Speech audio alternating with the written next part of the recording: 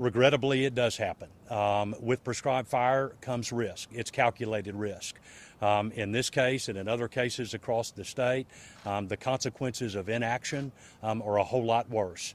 And so it is critical that we continue to judiciously apply prescribed fire to help manage fuel loads and wildland fire risk across the state. It is a tool that's needed. Any deaths ever from a prescribed fire gone wrong that you're aware of? I can't speak to that directly.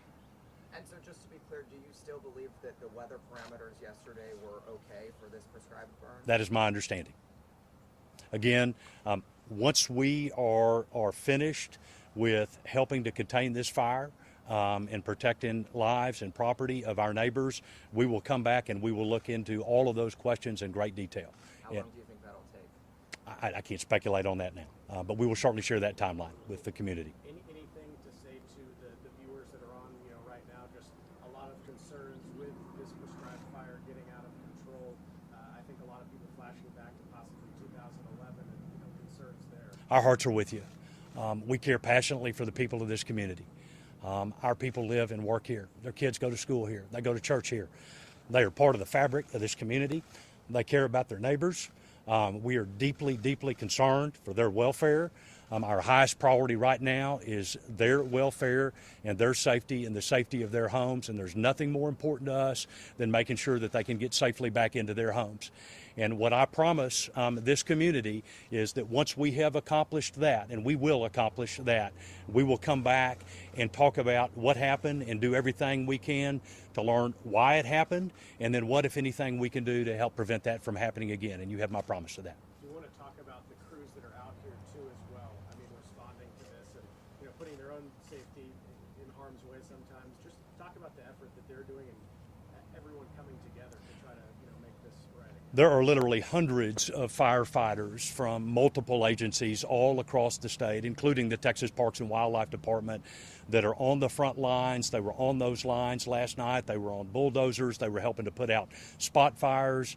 They were helping to defend people's homes and structures. These firefighters are risking their lives to protect all of ours. And they are just doing an extraordinary job, and God bless them. They need our prayers. They need our strength. They need our support, and that's what we're going to give them now, is they continue to carry out our highest priority, which is protecting the health and safety of our neighbors. Carter, I want to have Rich Gray, who is with bet. Texas Forest Service, come. He's the fire ops chief here on this operation, and you may want to address a little bit some of the activity overnight and where we stand on the fire line this morning. Okay, so we made very good progress on the fire last night. As Carter mentioned, we had a multitude of agencies out here, local fire departments, Texas Parks and Wildlife, Texas A&M Forest Service, Texas Interstate Fire Mutual Aid System. So we had roughly 200 firefighters on the day shift and about 150 on the night shift. As the weather cooled off and calmed down and winds laid, we made very good progress on the fire last night and anticipate that we'll continue that progress today with that multitude of firefighters. So. Fighting a fire daytime versus nighttime look like? Okay, really good question. So daytime is somewhat more problematic. It's hotter during the day. The sun's out.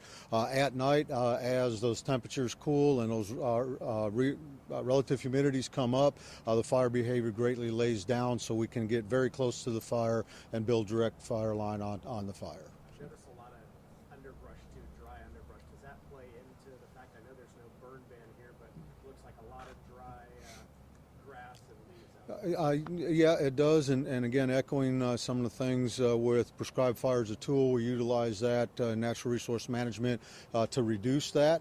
Also, when you look at how that plays into a wildfire, those fine fuels carry the fire, and then as you have higher winds, it can move the fire into that brush. So the thicker the brush, the more unmanaged it is during a wildfire, the more difficult it is to control.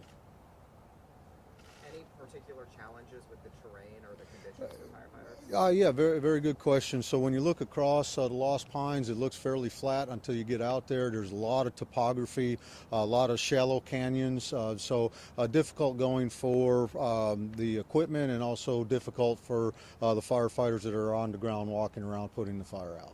How can the citizens of Bastrop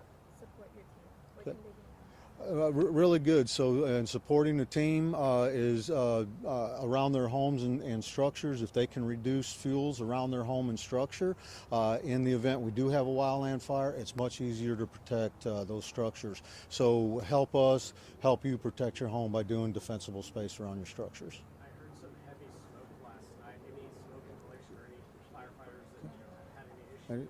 Okay, really good. No injuries to our firefighters. Smoke was a hindrance yesterday evening for visibility, but our guys and gals move in and out of that air, find fresh air, get back on the line. So everybody was healthy. We're going to take just a couple more questions so Rich can get back out there with fire operations, and Carter and I can get back to the command center. Anything else that we haven't talked about this morning from the media?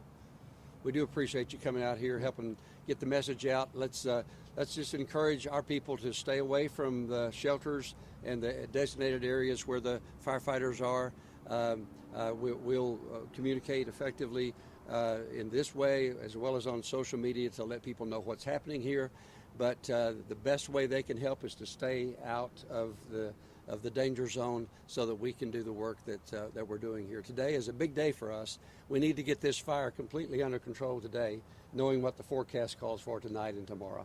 And that's our commitment, and that's why we need to get back to work. So thank you all for being here. Is there another Thank you. presser scheduled?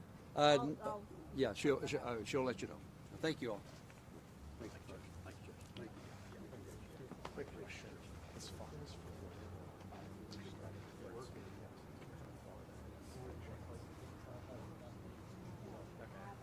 So I do have a public information map that was literally emailed to me as I was walking out the door. So that will be shortly posted on, is everyone here familiar with INCIWeb? It's a national platform. We're using it more and more in Texas. So it's INCI web, W-E-B, INCIWeb.com. Yeah, .gov. INCIWeb. You'll find it on a Google search.